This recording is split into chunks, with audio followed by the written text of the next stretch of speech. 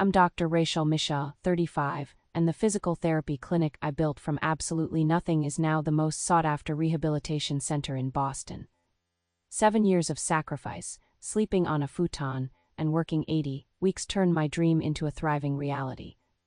Now that success is visible, my family who never believed in me suddenly wants ownership stakes without contributing a single dollar or of work. The betrayal cuts deeper than they'll ever understand. Before I tell you how my own family tried to take what I built, drop a comment letting me know where you're watching from, and hit subscribe if you've ever had someone try to claim credit for your success. Growing up in a middle-class neighborhood in Brighton, just outside downtown Boston, I was always the invisible Michaud. Our modest 2-story home was decorated with trophies, but none of them were mine. My parents, James and Catherine Michaud, poured every ounce of attention and financial resource into my brother Lucas's football career. While Lucas received private coaching, specialized sports camps, and constant praise, I learned early that my dreams would need to be self-funded and self-supported. My journey toward physical therapy began when I was 12. My grandfather suffered a severe stroke, leaving the right side of his body paralyzed. 3 times a week, I would accompany him to rehabilitation sessions, fascinated by the physical therapists who gradually helped him regain movement and independence. Sarah, his primary therapist, noticed my interest and would explain techniques while I observed. "You have a natural eye for this, Rachel," she told me once. "You notice the small improvements that others miss." Those words planted a seed that would take years to fully bloom. Throughout high school, while my parents attended every one of Lucas's games, they rarely asked about my growing interest in healthcare. When I announced my intention to pursue physical therapy, my father's response was tepid at best. "It's a steady job, I guess," he said, turning back to the highlight reel of Lucas's latest game. "Not exactly ambitious, but it's practical." College was entirely self-funded. I juggled waitressing at Marino's Italian restaurant 4 nights a week, worked the campus bookstore between classes, and took overnight shifts at a 24 convenience store during exam periods when I needed extra cash. My apartment was shared with 3 other students to keep costs down, and my diet consisted mainly of ramen noodles and whatever leftovers I could bring home from the restaurant. My parents contributed exactly $0 toward my education. "We've got Lucas's training camps to cover," my mother explained when I once gathered the courage to ask for help during a particularly tight semester. "You know how important this is for his future. Besides, you've always been the independent one." Independent by necessity, not by choice. Graduate school for physical therapy pushed me even further into debt. I took out substantial loans while continuing to work part-time. My program director noticed me falling asleep during morning lectures after night shifts and called me into her office. I expected a reprimand, but instead met the woman who would become my most important mentor. Dr. Elaine Harper, a renowned physical therapist who had built her own successful practice before transitioning to academia, recognized the determination behind my exhaustion. "You're killing yourself, Rachel," she said bluntly. "But I understand why. I worked 3 jobs through my training too." She arranged a research assistant position that paid better than my other jobs combined, allowing me to drop the overnight work. More importantly, she became the first person who truly believed in my potential. Meanwhile, Lucas was drafted by a mid-tier professional football team, fulfilling my parents' dreams. Our family celebrations centered around his contract signing, with champagne toasts and professional photographs. When I graduated with honors from my doctoral program, my parents attended the ceremony but left early to make it to one of Lucas's games. My initial career plan was straightforward: join an established practice, gain experience, and eventually consider partnership opportunities. But life had other plans. 3 major healthcare networks had just merged in Boston, freezing hiring across multiple facilities. The few private practices hiring wanted therapists with 5+ years of experience. My carefully laid path suddenly disappeared. During a particularly discouraging evening, I met my best friend Stephanie for drinks at our favorite bar near Fenway. "I've applied to 27 positions in 3 states, I told her, nursing a beer I could barely afford. "Nothing." Stephanie, who had just launched her own graphic design business, studied me thoughtfully. "What if you just started your own practice?" I laughed. "With what money? In what space? With what patience?" "The same way anyone starts anything worth having," she replied. "With nothing but guts and a plan." You're the most qualified therapist I know. You have all these innovative ideas you're always talking about. Why hand that brilliance to someone else's established practice when you could build something that's completely yours? I dismissed her suggestion that night, but the seed was planted. Later that week, I spoke with Dr. Harper about my employment struggle. The market's tough right now, she agreed, but have you considered opening your own practice? When I explained my financial limitations, she didn't dismiss the idea. Start small. Find an underserved neighborhood. Be creative with equipment acquisition. Build gradually. I did it with even less than you have now. That night, I created my first business plan. It was naive and overly optimistic, but it was a start. When I mentioned the idea to my parents during Sunday dinner, hoping for even token encouragement, my father choked on his potato. A business? Rachel, be realistic. Do you have any idea how many small businesses fail in the first year? My mother patted my hand. Honey, you're good with patience, but you're not really the entrepreneurial type. Maybe just keep looking for a nice, stable position somewhere. Luca's home during the off-season laughed. Lil sis thinking big, cute, but seriously stick to what you know. I drove home that night with their doubts ringing in my ears, but something had shifted inside me. Their dismissal, rather than discouraging me, crystallized my determination. If my own family couldn't see my potential, I would simply have to prove them wrong. The next morning, I called Dr. Harper. I'm doing it, I said without preamble. I'm going to need a lot of guidance, but I'm opening my own practice. About time, she replied. Come over tonight, we'll start working on a realistic plan. That moment choosing to believe in myself, when no one in my family did, was the first real step toward building something that would eventually exceed even my own expectations. The first bank laughed me out of the office. The second was more polite but equally dismissive. The third took the time to explain exactly why I was a terrible investment. You're carrying $137,000 in student debt, Dr. Misha. You have no business experience, no collateral, and no existing client base. Your credit score is decent but not exceptional. What exactly do you think we can do for you? I had prepared a meticulous business plan, complete with market analysis of underserved neighborhoods, equipment acquisition strategies, and conservative revenue projections. None of it mattered against the weight of my existing debt. After the fifth rejection, I realized I needed a different approach. If traditional financing wasn't an option, I would bootstrap the entire operation. This meant even more extreme sacrifices. I found a tiny studio apartment in Dorchester, a far cry from my previous shared place in Cambridge. The bathroom sink doubled as my kitchen sink. My bed was a futon that folded into a couch during the day. I sold my car and took public transportation everywhere, adding to my commute. To save startup capital, I took 2 jobs simultaneously. During weekdays, I worked as a per diem physical therapist at Boston General Hospital, filling in for staff on leave. Nights and weekends, I assisted Dr. Harper with her research projects. Every dollar not absolutely needed for survival went into my business fund. After 6 months of this grueling schedule, I had saved $24,000, not nearly enough for a proper clinic, but enough to take the first step. I began searching for affordable commercial space in neighborhoods where rents wouldn't destroy my budget. The space I eventually found was in a transitional neighborhood in Roxbury. The 800-square-foot storefront had previously housed a tax preparation service that had gone out of business. The dropped ceiling was water-stained, the linoleum floor was peeling, and the walls were painted an aggressive shade of orange. But the rent was manageable, and the landlord offered 2 months free with a 2-year lease. You sure about this area, Doc? The landlord asked as we toured the space. Not exactly where people with insurance come for healthcare. That's exactly why I want it, I replied. This community needs quality physical therapy just as much as the affluent neighborhood. With lease signed, I had exactly $17,400 left to transform a dilapidated office into a professional physical therapy clinic and purchase essential equipment. Contractor quotes for the renovation came in between $30,000 to $45,000. Clearly, I would need to handle most of the work myself.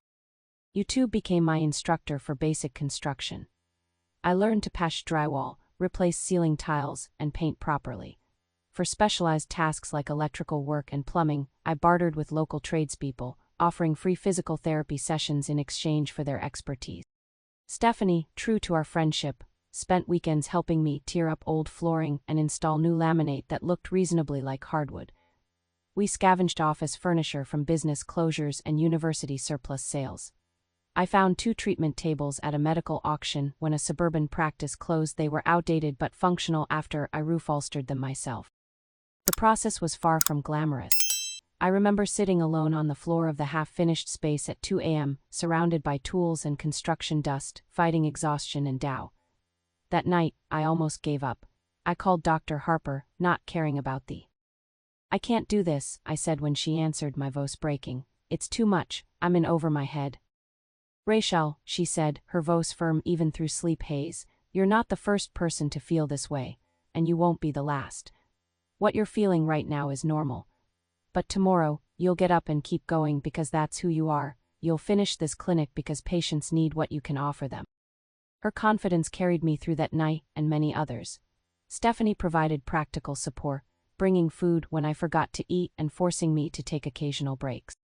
"When this place is successful," she said while we painted the reception area, "and you're interviewed about your inspirational startup story, please remember to mention your amazingly talented friend who believed in you before it was cool." 3 months after signing the lease, with the renovation about 80% complete, I faced the hard reality that I needed more equipment than my remaining budget could cover. A proper practice needed more than just treatment tables and basic supplies. I needed therapeutic exercise equipment, assessment tools, and modality machines like ultrasound and electrical stimulation units. Again, creativity became necessity. I approached several equipment suppliers with a proposition. I would become a teaching site for their products if they would provide equipment at deeply discounted rates. One company agreed, supplying 2 key rehabilitation machines in exchange for hosting quarterly workshops for other therapists. For the front office, I installed free practice management software rather than the industry-standard system that cost thousands. I designed my own website using templates and wrote all the content myself, learning basic SEO through free online courses. The final challenge was marketing with virtually no budget. I created information sessions at community centers and local churches. I personally visited every doctor's office within a 3-mile radius, introducing myself and leaving brochures I had designed and printed at the local copy shop. I volunteered at community health fairs and offered free injury screening clinics to introduce myself to potential patients. Opening day arrived with minimal fanfare, just 3 patients scheduled, all friends of Dr. Harper. My staff consisted of only me, answering phones between treating patients. My waiting room had 4 mismatched chairs and magazines donated by Stephanie. But Michelle Physical Therapy was officially open for business. That night, alone in my tiny apartment, I didn't celebrate. The enormity of what still lay ahead left no room for premature victory laps. I had transformed an empty space into a clinic, but now came the harder part: transforming that clinic into a sustainable business. The first year of business was a masterclass in stretching resources beyond what seemed physically possible. Most mornings began at 5 a.m. with administrative work, insurance credentialing, billing, marketing before seeing patients from 7 a.m. until 7 p.m. Evenings were dedicated to accounting, continuing education, and planning for the next day. Midnight bedtimes were standard. My diet consisted primarily of ramen noodles, peanut butter sandwiches, and whatever was on sale at the grocery store that week. I cut my own hair to avoid salon costs. Entertainment became a luxury I couldn't afford, both financially and time-wise. When friends invited me out, I invented excuses rather than admitting I couldn't spare the $1.20 for dinner. The client schedule grew painfully slowly. Some days I had only 2 or 3 patients, leaving long stretches where I sat alone in my clinic, wondering if I'd made a catastrophic mistake. Other days were oddly busy, creating the false hope that things were finally turning around, only to be followed by another empty day. What kept me going was the work itself. I had developed treatment approaches that differed significantly from conventional physical therapy practices. While most clinics rushed patients through in 30-minute slots with minimal hands-on care, I scheduled long sessions and combined traditional techniques with innovative approaches I'd researched during graduate school. For patients with chronic back pain, I implemented a comprehensive program combining targeted manual therapy, specific exercise progressions, and education about pain neuroscience, explaining how persistent pain changes the nervous system and how to retrain it. For post-surgical patients, I created home exercise programs with video demonstrations recorded on my phone, tailored specifically to their living environments. Available resources. Word began to spread, albeit slowly. One patient, Margaret, had seen 7 different providers for her debilitating shoulder pain before finding my clinic. "You're the first person who actually watched how I move," she told me after her 3rd session, when she could raise her arm above shoulder level for the first time in years. "Everyone else just looked at my MRI." Margaret referred her entire book club to me. One of those women was married to a family physician who began sending me his most challenging cases. The pivotal moment came 6 months in, when Kevin Brady, the head coach at Roxbury High School, came to me with chronic Achilles tendinopathy that had plagued him for years. Other therapists had given him generic exercises and ultrasound treatments with minimal results. I spent 2 sessions just analyzing his walking and running mechanics, identifying subtle compensations that were perpetuating his condition. Over 8 weeks, Coach Brady progressed from constant pain to running without limitations. Impressed, he referred his injured athletes to me and invited me to give a presentation to the school's sports medicine staff. That connection brought a steady stream of young athletes to my practice and their parents, many of whom had their own physical therapy needs. As patient volume increased, I needed help. My first hire was Madison Chen, a recent college graduate who handled front desk operations, scheduling, and insurance verification. Madison's salary stretched my budget to breaking point, but having administrative support allowed me to focus entirely on patient care, ultimately increasing the number of people I could treat daily. The additional revenue allowed for strategic expansions. I added a therapeutic exercise space with carefully selected equipment targeting the needs of my growing athletic population. I invested in specialized training for treating runners, becoming one of the few clinics in Boston with expertise in gait analysis and retraining. Recognizing the needs of my community, I expanded services to include specialized programs for elderly patients with balance disorders, many of whom lived in the surrounding neighborhood and could walk to appointments. I created a sliding fee scale for uninsured patients and established a weekly pro bono clinic for those who couldn't afford care otherwise. Every decision required meticulous financial planning. I maintained a detailed spreadsheet tracking cash flow, projecting 6 months ahead to ensure each expansion was sustainable. There were no investors to bail me out if I miscalculated, no family safety net to cash me if I failed. 3 years after opening, I reached a milestone that once seemed impossible.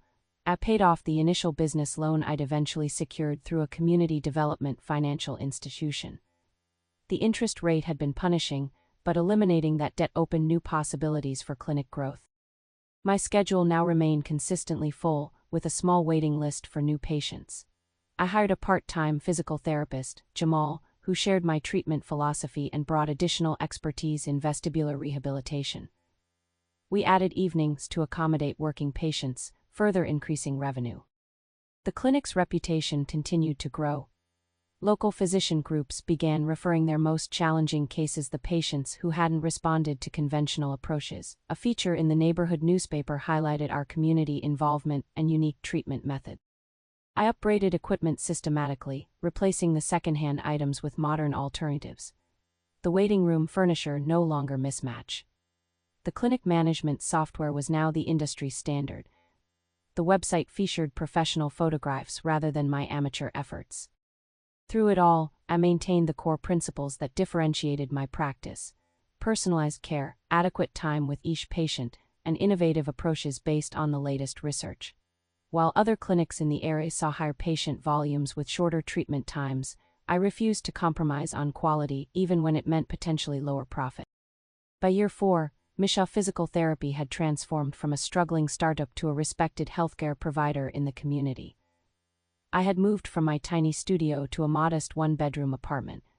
I could afford occasional dinners out and had even taken my first weekend trip in years 2 days on Cape Cod that felt like an extravagant luxury. When I finally paid myself a salary comparable to what I might have earned working for someone else, I celebrated by framing the first dollar the clinic had earned. It hung on the wall of my office, a reminder of how far I'd come from that empty, orange-walled space and the doubts that had nearly overwhelmed me. What I didn't realize then was that this hard-won success would attract attention from the last people I expected to take an interest in my business: the family who had never believed it possible in the first place. 7 years after opening those doors in Roxbury, Misha Physical Therapy barely resembled its humble beginnings. We had moved 2 years prior to a 200-square-foot facility in a renovated industrial building, featuring exposed brick walls and abundant natural light. The space included 6 private treatment rooms, a spacious exercise area with state-of-the-art equipment, and a dedicated movement analysis lab with pressure-sensitive flooring and high-speed cameras for detailed gait and sports performance assessment. Our team had grown to 10 full-time employees, 4 physical therapists including myself, 2 physical therapy assistants, a massage therapist, and 3 administrative staff. We had recently added specialized services for performing artists, drawing clients from Boston's theater district and conservatory program. The clinic's reputation had spread well beyond our initial neighborhood. Patients now traveled from throughout Massachusetts for our specialized services.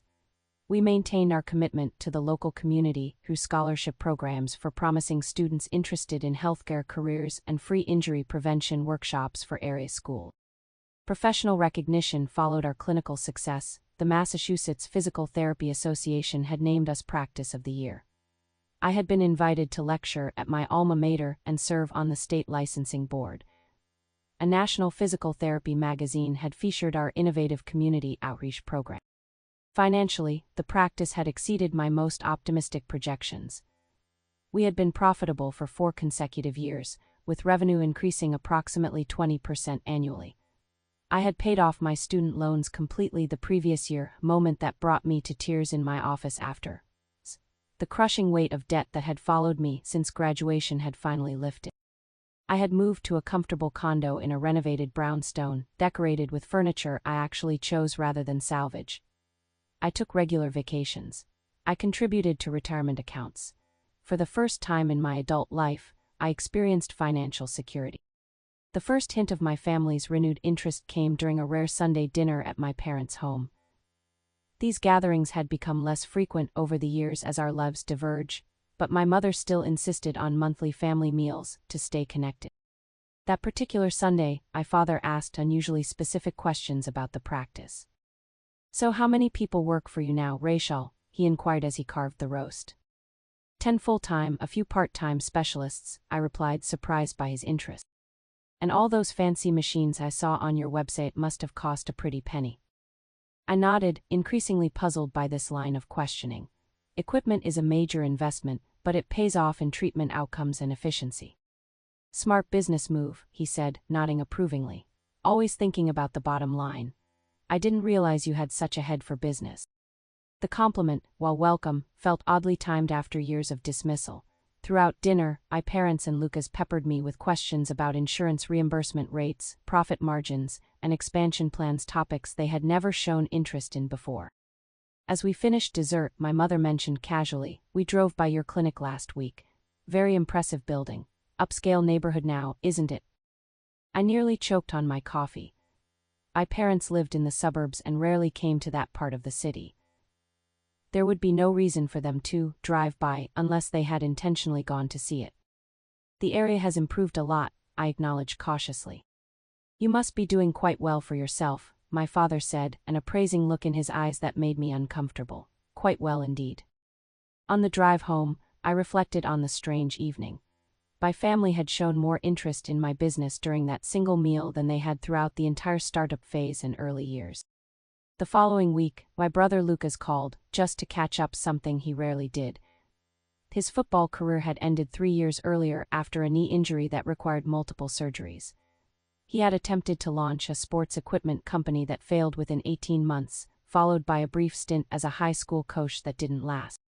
"So sis," he said after perfunctory small talk, "I've been thinking about my next career move. Sports management isn't working out the way I hoped."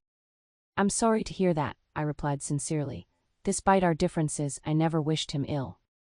"Actually, I've been considering healthcare. The business side, you know, lots of growth potential there." Something in his tone made me wary. "Healthcare administration requires specific education and experience, Lucas." "Sure, but I've got transferable skills, leadership, team building from my football days. I understand athletes' needs. I could really bring something to a practice like you." There it was, the first direct indication of his interest in my business. My clinic has a very specific approach and culture, I said carefully. It's taken years to develop. Exactly why you need fresh perspectives, he enthused.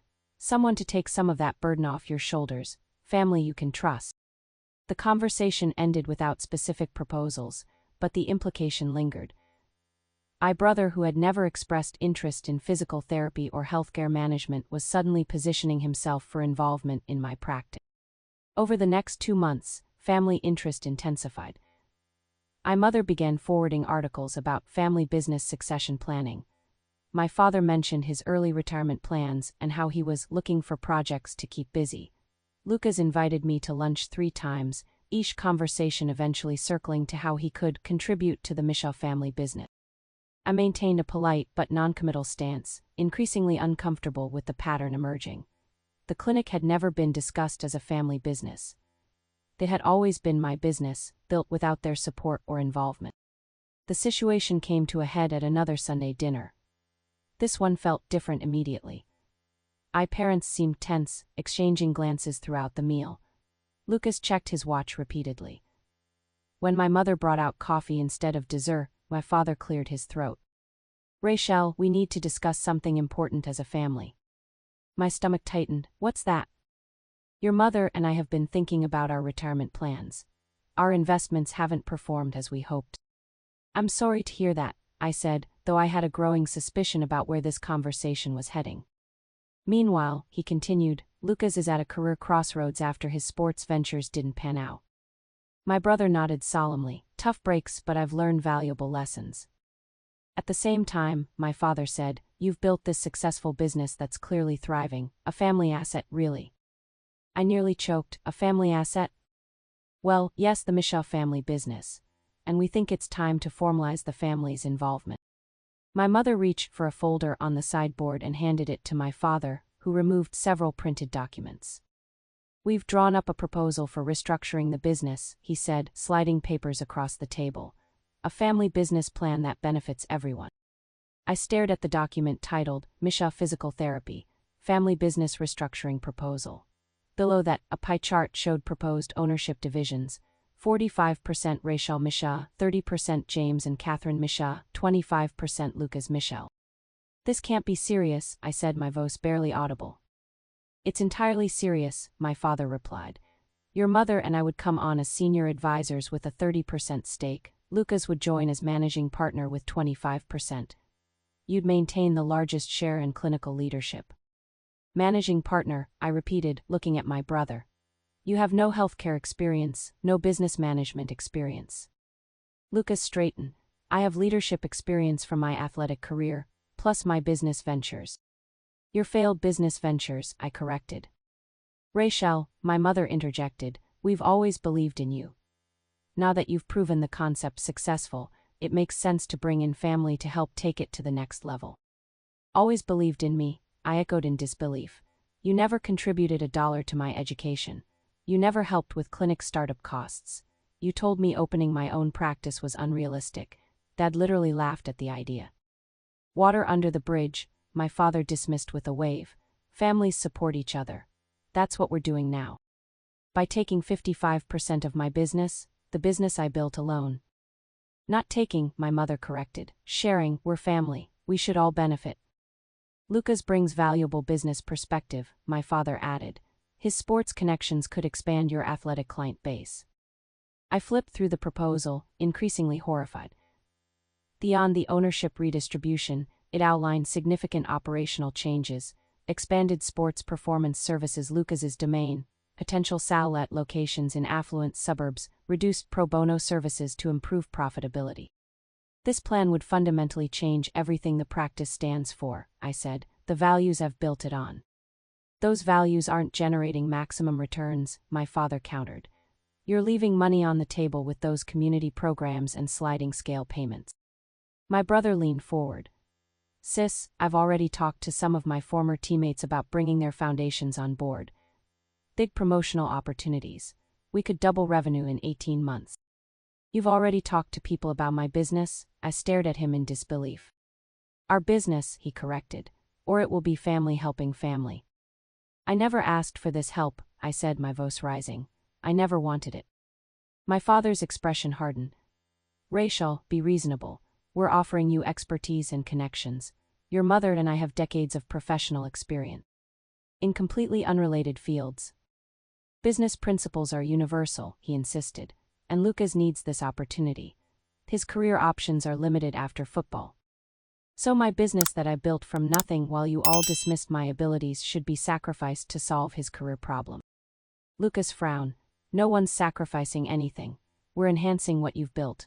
You should be grateful for our interest. Grateful, the word hung in the air between us. My mother reached for my hand. Sweetheart, we've consulted with a business attorney about this. He says family business restructuring is quite common. There are tax advantages too. The revelation that they had already consulted a lawyer without my knowledge was the final straw. I pulled my hand away and stood up. You have no legal claim to my business. None of you. Misha, physical therapy is mine, built with my education, my skills, my sacrifice, and my risk-taking. Not yours. Rachel, my father's tone turned warning, don't be hasty. We can negotiate the percentages if that's the issue. The issue is that you think you're entitled to what I've built. You think you can waltz in at the finish line and claim the prize. Tears of anger burned in my eyes. The business isn't for sale or redistribution. Especially not to people who never believed in it or me in the first place.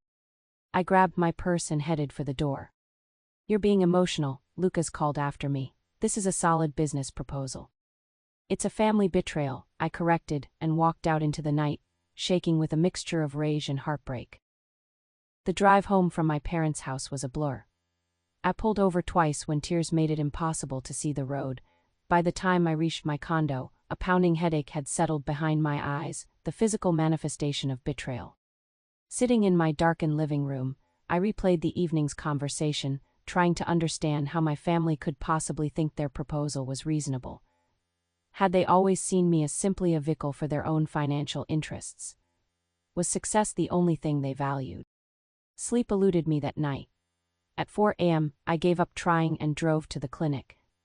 In the quiet pre-dawns, I walked through the space I had created, the treatment rooms designed for patient privacy and comfort, the carefully selected equipment, the wall of thank you cards from patients whose lives had changed in this space. Every square inch represented countless decisions, sacrifices, and victories that my family had not been part of. When Madison arrived at 7 a.m. to open the front desk, she found me already reviewing patient files. Dr. Michelle, everything okay? You're never here this early. Just getting a head start, I replied, attempting a smile that didn't reach my eyes. Throughout that day, I maintained a professional demeanor with patients while internally grappling with my family's betrayal.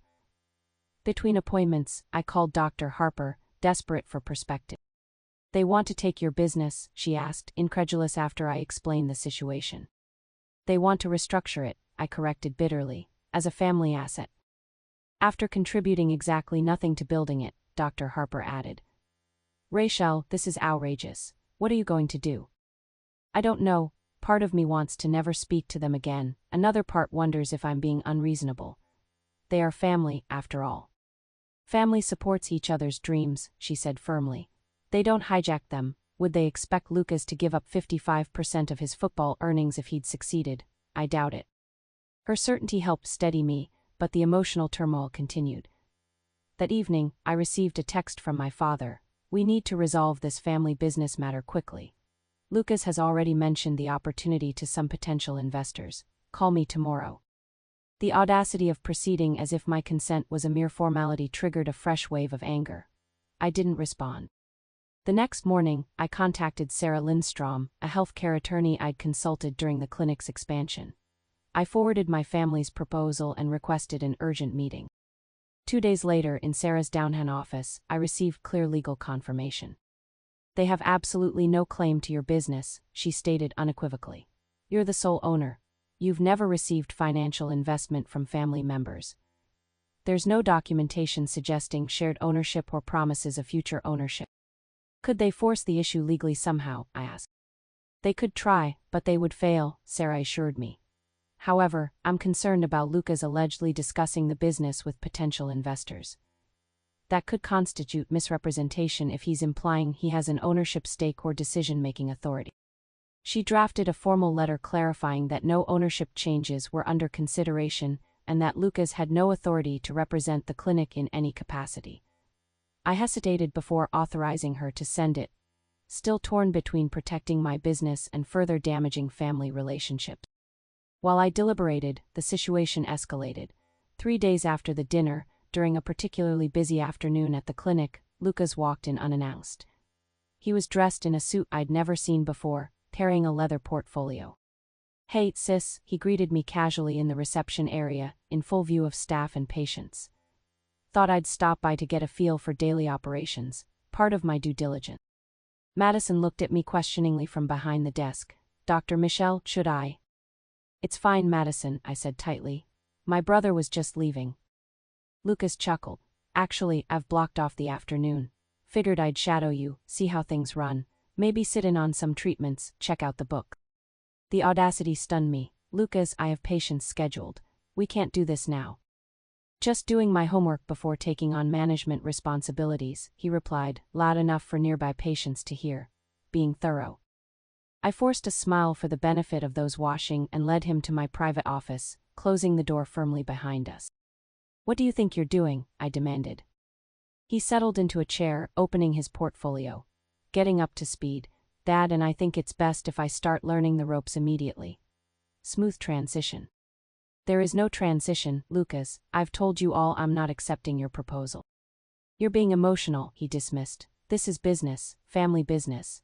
Dad thinks you'll come around once you see how much value we can add." "This is my business," I emphasized. "There is no we here professionally."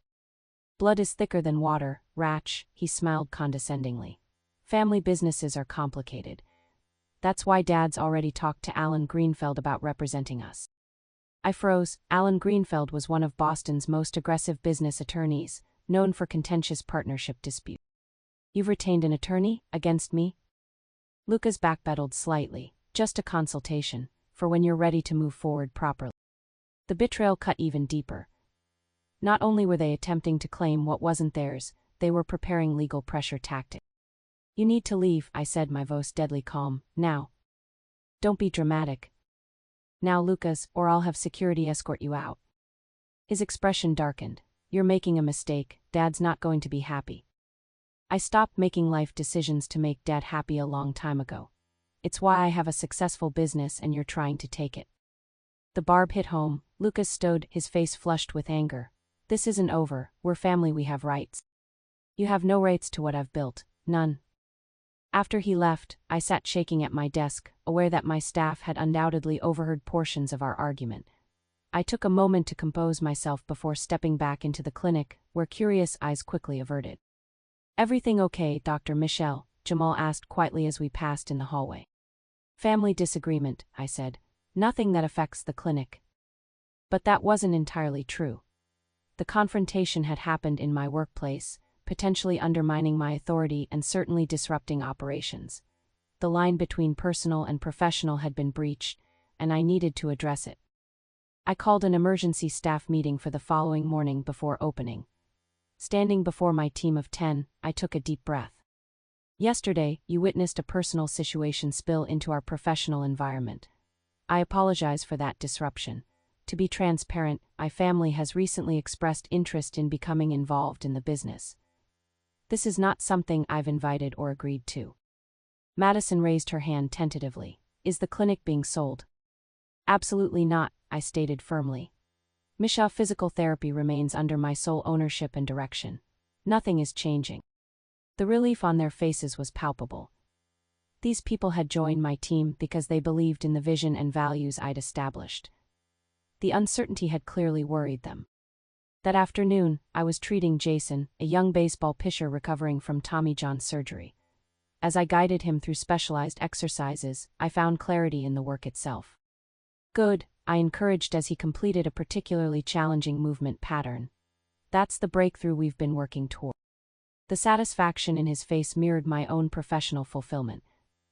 This was what I had built the practice for, not as a financial asset to be divided, but as a place of healing and transformation. That evening, I met with Dr. Harper at her home. Over tea, I poured out the latest developments. "They've consulted an attorney, Elaine. They are actually preparing to fit me for my own business. She listened intently, then asked a question that shifted my perspective. Rachel, if these weren't your family members, if they were just random acquaintances who hadn't spoken to you in years suddenly demanding ownership of your business, what would your response be? Put that way, the answer was obvious. I'd tell them absolutely not and take whatever legal steps necessary to protect myself. So why is it different because they're family? Because, I struggled to articulate it. Because cutting ties with family feels different, permanent, final. Setting boundaries isn't cutting ties, she corrected gently. It's defining what's acceptable. Your family is trying to take advantage of your success after contributing nothing to it. That requires a boundary. Her words resonated deeply. I had always been the accommodating one in my family, the peacekeeper who set aside her own needs. Perhaps that was why they expected I would eventually give in to this demand as well. With Dr. Harper's guidance and Sarah Lindstrom's legal advice, I developed a comprehensive response strategy. Instead of reacting emotionally, I would approach this as the business owner I had become: decisive, strategic, and clear about my boundary. First, Sarah sent the formal letter we had drafted, explicitly stating that no ownership changes were under consideration and that Lucas had no authority to represent the clinic. Next, I drafted a counter-proposal with Sarah's help. Instead of ownership stakes, I offered my father and Lucas paid positions based on their actual qualifications, my father as a part-time administrative consultant, Lucas as an entry-level marketing coordinator. The roles came with market-rate salaries but no equity, decision-making authority, or profit sharing. It was a genuine offer that acknowledged their stated interest in involvement while maintaining appropriate boundaries. They also called their bluff. If they truly wanted to contribute rather than simply profit from my success, these positions would provide that opportunity. I requested a meeting at Sarah's office rather than another emotionally charged family dinner. My parents and Lucas arrived looking confident, clearly expecting negotiation on their original proposal. Instead, I opened the meeting with clear statements. I've given your proposal thorough consideration, I began, and consulted with legal counsel. I cannot and will not agree to the ownership restructuring you've suggested. My father started to interrupt, but I held up a hand. Please let me finish. I have a counter-proposal that offers a path for family involvement without compromising the business I've built. I outlined the positions I was willing to create, emphasizing that they were contingent on professional behavior and performance metrics like any other employee. The reaction was immediate and revealing. Entry-level positions, Lucas scoffed. That's insulting. I was a professional athlete. Which has nothing to do with physical therapy or healthcare management, I pointed out. This isn't what we discussed, my father said tersely. We're talking about ownership stakes, not jobs. That's exactly my point, I replied. You're interested in ownership without having earned it. I'm offering legitimate opportunities to become involved and contribute actual value. My mother's disappointment was evident. Rachel, we're family. Family shares. Family supports, I corrected. You had the opportunity to support me when I was struggling to build this practice. You chose not to. I had to make peace with that. Now you need to make peace with the consequences of that choice. So that's it, my father demanded. After everything we've done for you? The question hung in the air, breathtaking in its disconnection from reality. What exactly have you done for my business, Dad? Name one thing, one contribution, one sacrifice. His silence was answer enough. This meeting is over, I said, gathering my papers. My offer stands if you're interested in legitimate involvement. If not, I understand, but my business is not up for negotiation or redistribution. As I walked out, Lucas called after me. You'll regret choosing business over family, Rachel. I paused at the door. I'm not choosing business over family. I'm refusing to let family exploit my business. There's a difference. The drive home was nothing like the tearful journey after the family dinner. This time, I felt clear, resolved, and surprisingly peaceful. Setting this boundary had been necessary not just for my business, but for my self-respect. The aftermath of my confrontation with my family plunged me into a personal crisis unlike anything I'd experienced before. On the surface, I maintained normal operations at the clinic, treating patients with my usual focus and care.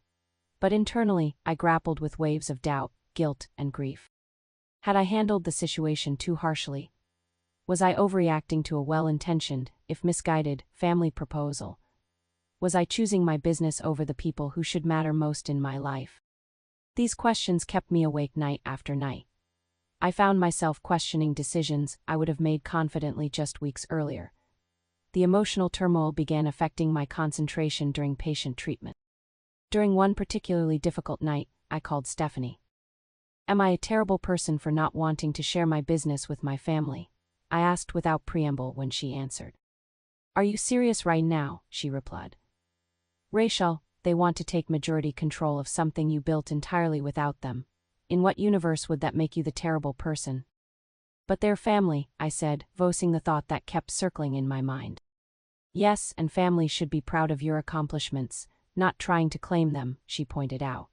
"If Lucas had succeeded in football, would they be asking you to share his millions?" It was the same comparison Dr. Harper had made, and it helped restore perspective. Yet the emotional weight remained. I decided to do something I'd recommended to countless patients but rarely practiced myself. I started therapy. Dr. Abigail Carter specialized in family dynamics and entrepreneurship, a combination perfectly suited to my situation. In our first session, she helped me recognize patterns in my family relationships that had laid the groundwork for the current conflict. "You've always been the accommodator, the peacekeeper," she observed, "the one who set aside your needs for family harmony. They've come to expect that from you." "So this is my fault?" I asked. "Not at all. But understanding these patterns helps explain why they believed you would eventually give in to their demands. They've never seen you maintain a boundary with them before." Over several sessions, Dr. Carter helped me untangle my sense of family obligation from my business responsibilities. She pointed out something crucial. The clinic isn't just about you, Rachel. It's about your employees who depend on your leadership, and your patients who rely on your treatment approach. Compromising the business to appease family would harm all of them too. This perspective shifted my thinking dramatically. I wasn't just protecting my own creation, I was safeguarding the livelihoods of my team and the care of thousands of patients. Meanwhile, the situation with my family worsened. They rejected my counter-proposal outright, calling it disrespectful. My mother left tearful voicemails about family loyalty. My father sent increasingly threatening emails about exploring all legal options. Lucas told mutual acquaintances I had become arrogant with success. The conflict became harder to contain when Lucas appeared at the clinic unannounced a second time, demanding to speak with me while I was treating a patient. Madison handled it professionally, explaining I was unavailable and offering to schedule a proper appointment. Lucas refused to leave until I emerged from the treatment room, creating a scene in the waiting area. "Your brother seems very insistent," my patient commented as we heard the commotion. "I apologize for the disruption," I said, maintaining my professional demeanor while internally furious at this boundary violation. When I finally stepped out, Lucas was pacing the reception area. "Finally, we need to talk now." "This is my workplace, Lucas, you can't burst in here demanding immediate attention." "You've ignored my calls for 2 weeks, he countered. "Dad's lawyer wants to move forward with the filing." "Filing what exactly?" I asked, acutely aware of staff and patients watching this exchange. "The family business petition," he said, as if it were obvious. "Dad's prepared to take this as far as needed." I escorted him to my office, closed the door, and faced him directly. "There is no legal basis for any petition, and you know it. This is harassment, plain and simple." "It's family trying to help family," he insisted. "You've always been stubborn, Rachel, but this is ridiculous. You need our help to take this business to the next level." "The business is already at the next level," I pointed out. "It's successful, respected, and aligned with my values. Your help would fundamentally change what makes it work." "That's the problem, you're thinking too small," he explained. "We could franchise the Michelle method nationwide. Dad's already talked to investors who are interested." This was a new and alarming development. "What investors? What have you been telling people?" Lucas looked momentarily uncomfortable. "Just exploring options, for when you come to your senses." "My answer is final, Lucas, no restructuring. No ownership shares, no franchise plans. If that means we don't speak for a while, I'll have to accept that." His expression hardened. "Dad was right. Success has changed you. You've forgotten where you came from." "I remember exactly where I came from," I replied quietly. "That's precisely why I'm protecting what I've built." After he left, I gathered my leadership team to address the situation directly. I explained the family conflict in professional terms and implemented new front desk protocols for handling unscheduled visitors. I also consulted with Sarah about potential legal protections against further workplace disruption. That evening, feeling emotionally drained, I was treating Zoe, a young dancer recovering from ankle reconstruction. As I guided her through exercises to rebuild stability and proprioception, I noticed her frustration with the slow progress. "I thought I'd be back on point by now," she said, fighting tears. "My company's starting rehearsals for the winter showcase next month." "Recovery can't be rushed," I reminded her gently. "Your body needs to rebuild properly, or you risk losing your career entirely." "But everyone's counting on me," she insisted. "Including your future self," I pointed out. "Sometimes the strongest thing you can do is set boundaries even when others are pressuring you to push beyond what's safe or right." The words resonated with my own situation. I had been treating patients like Zoe for years, helping them navigate the difficult balance between pushing forward and respecting limitations. Why was I struggling to apply the same wisdom to my own life? That night, I drafted a formal letter to my family with Sarah's guidance. It acknowledged our differing perspectives but established clear, non-negotiable boundaries regarding my business. I offered a path to rebuilding our relationship separate from any business involvement, while making it absolutely clear that continued pressure tactics would result in further distancing. "This letter feels both professional and compassionate," Sarah observed after reviewing it. "It protects your interests while leaving the door open for reconciliation on appropriate terms." I hesitated before sending it. "Will this make the situation worse?" "The situation is already difficult," she reminded me. "This gives them a choice: respect your boundaries or continue actions that damage your relationship. The decision becomes theirs." I sent the letter by certified mail to ensure receipt. Then I implemented another vital component of my resolution strategy. I stopped engaging with the conflict directly. Calls about the business proposal went to voicemail. Emails received a standard response directing all communication through proper channels. Text messages about family business matters went unanswered. Instead, I focused on what I could control, continuing to build and improve my practice. I launched a new community outreach program for underserved elderly patients. I invested in additional specialized training for my team. I finalized plans for a modest but strategic expansion of our pediatric services. 2 weeks passed with no response from my family. Then a month. The silence was painful but also allowed me to regain my footing professionally and emotionally. 6 weeks after sending the letter, I received a call from Lucas. Bracing for another confrontation, I answered warily. "Rachel," he began, his voice lacking the aggressive confidence of our previous interactions. "I've been doing some thinking." "About," I prompted when he paused. "About how I've handled this whole situation. It wasn't right." The admission surprised me into silence. "I watched a patient leave your clinic yesterday," he continued. "An older woman. She was crying and hugging you like you'd saved her life or something." I remembered immediately Mrs. Abernathy, who had regained the ability to play with her grandchildren after months of treatment for debilitating back pain. "I realized," Lucas said hesitantly, "that what you've built isn't just a business. It's something more personal, and we haven't really respected that." It was the first acknowledgement from any family member that they understood what the clinic meant to me. "Thank you for recognizing that," I said cautiously. "I'm not saying I understand all your decisions," he clarified, "but I'm sorry for how I've acted. The ambushes at your clinic, the threats, it was wrong." The apology felt genuine if limited. "I appreciate that, Lucas." "Dad's still pretty upset," he warned. "Mom too, but differently. But I wanted to tell you that I'm backing off. And," he hesitated, "if that entry-level marketing position is still available, I'd like to learn about what you do properly. No strings attached." It was a small but significant shift, the first indication that any family member was willing to engage on appropriate terms. 2 weeks later, Lucas started working part-time at the clinic, handling social media and community outreach. I made it clear that standard employment protocols applied: performance reviews, professional boundaries, proper channels of communication. To his credit, he accepted these conditions without complaint. Over the following months, my relationship with my parents remained strained but civil. We spoke occasionally, carefully avoiding business discussions. My father maintained that I had made a mistake, but no longer actively pursued the family business agenda, My mother expressed hope that time would heal the rift. Meanwhile, Lucas surprised me with his willingness to learn. He started at the bottom, as any new employee would, and gradually earned increased responsibilities through actual performance rather than family connection. Watching him interact respectfully with my team gave me cautious hope that our relationship might eventually repair on healthier terms.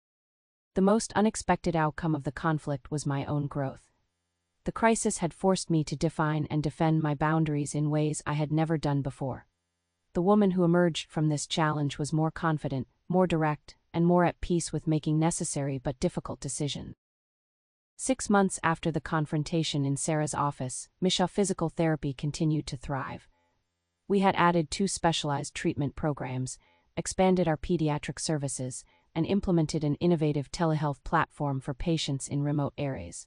Our staff had grown to 12 full-time employees with several part-time specialists. Our reputation for excellence had spread even further, drawing patients from neighboring states for specialized rehabilitation programs.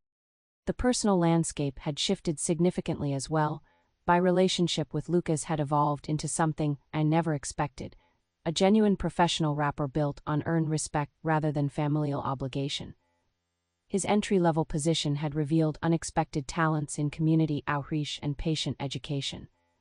He had created a series of recovery journey videos featuring former patients that had significantly increased our online visibility. More surprisingly, he had publicly corrected family members and friends when they mischaracterized the situation. At a cousin's wedding, when an uncle made a snide comment about me being too possessive of my business, Lucas had firmly responded, "Rachel built something incredible through hard work and sacrifice. We should be celebrating her success, not trying to claim it." My relationship with my parents remained more complicated. Initial attempts at reconciliation had been strained, with my father maintaining I had overreacted to a reasonable family proposal. My mother vacillated between guilt-inducing comments about family loyalty and tentative efforts to rebuild our relationship independent of business matters. The breakthrough came unexpectedly. 3 months after our confrontation, my father suffered a minor heart attack. During his recovery, I visited regularly, focusing on his health rather than our conflict. One evening, as I was leaving after bringing dinner, he called me back. "Rachel," he said, his voice lacking its usual authoritative tone, "I've been thinking a lot during this recovery time." I waited, unsure where this was heading. "I watched you build that clinic," he continued. "Not physically, I wasn't there for that part." The acknowledgement was significant. "But I've seen what it's become, what you've made it. And I was wrong to try to claim a piece of it." The admission stunned me. My father rarely acknowledged mistakes. "Seeing my own mortality up close," he continued, "made me realize I've been measuring success all wrong. I was so focused on Lucas's football career that I missed appreciating what you were building. And then when your success became visible, I wanted to claim credit I hadn't earned." Tears welled in my eyes. "Thank you for saying that, Dad. I'm proud of you," he said simply. "Not because your business is successful, but because you built something meaningful. Something that helps people. And you did it your way, even when I didn't believe you could." That conversation began a gradual healing process. My parents still didn't fully understand my business philosophy or appreciate the significance of what I'd built, but they had stopped trying to claim ownership of it. We established new relationship patterns based on mutual respect rather than expectation or obligation. The experience with my family catalyzed significant personal growth as well. Working with Dr. Carter, I gained deeper understanding of the family dynamics that had shaped my tendency to accommodate others at my own expense. I learned to recognize when I was slipping into old patterns and developed healthier responses. "The boundaries you've established aren't just about protecting your business," Dr. Carter observed during one session. "They're about honoring the person you've become, someone who creates value, leads effectively, and deserves respect." This perspective transformed how I approach both personal and professional relationships. I became more comfortable asserting my needs and values without guilt or excessive explanation. I recognized that maintaining boundaries wasn't selfish but necessary for sustainable success and authentic connection. The clinic continued to embody these principles.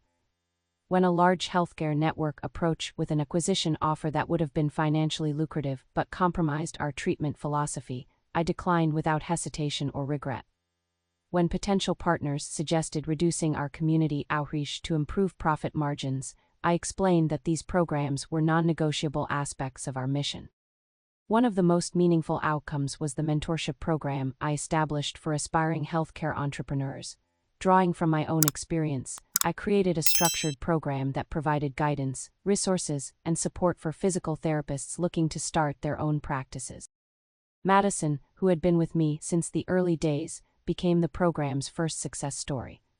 After 5 years as our administrative director, she completed her own physical therapy degree and opened a specialized practice focused on women's health. I provided guidance throughout her planning phase and even invested in her startup as a silent partner. "You showed me what's possible," she told me at her clinic's opening celebration. "Not just professionally, but personally, what it means to build something authentic and protect its integrity." Lucas, surprisingly, became deeply involved in the mentorship program. His perspective as someone who had initially misunderstood the entrepreneurial journey provided valuable counterpoint to my expertise. His presentation on what I didn't understand about building a business became a highlight of the program. During one mentorship session, a participant asked about involving family in business ventures. Rather than offering a blanket warning based on my experience, I provided a more nuanced response. "Family involvement can work," I explained, "but only with clear expectations, appropriate qualifications, and professional boundaries. The relationship must be built on actual contribution and respect, not entitlement or obligation." Lucas nodded in agreement. I thought ownership was something I deserved because of family connection. I've learned that meaningful involvement has to be earned through actual value creation. His growth in understanding mirrored my own. While the conflict had been painful, it had ultimately led to greater clarity and purpose for both of us. As the clinic approached its 8th anniversary, I reflected on the journey from the dilapidated orange-walled space to our current state-of-the-art facility, from working alone to leading a team of dedicated professionals, from struggling to make rent to financial security and expanded impact. The greatest lesson wasn't about business strategy or clinical techniques, but about the courage to believe in myself when others didn't, and later, the strength to protect what I'd built even against the people I most wanted approval from. The clinic I built from scratch remained mine, but I now understood that the real foundation wasn't the walls or equipment, it was the courage to believe in myself when no one else would. Sometimes the hardest boundaries to set are with the people who should have been your biggest supporters all along. Looking toward the future, I felt a sense of peace and possibility. The clinic would continue to evolve and grow, but always according to the values and vision that had guided it from the beginning. My relationship with my family would likely never be perfect, but it had found a new equilibrium based on authenticity rather than expectation. Most importantly, I had discovered that success isn't measured by external validation or financial metrics alone, but by creating something that aligns with your deepest values and serves genuine needs. Building my clinic from scratch taught me about physical healing, but protecting it from those who hadn't earned a stake taught me about personal healing, and that lesson proved even more valuable. Have you ever had to protect something you built from people who wanted to claim it without contribution? Or set difficult boundaries with family members? Share your experience in the comments below. If this story resonated with you, please like, subscribe, and share it with someone who might need encouragement to stand firm in their own boundary. Thank you for listening to my journey, and remember, sometimes the most important foundation you'll build isn't in your business, but in the courage to honor your own worth.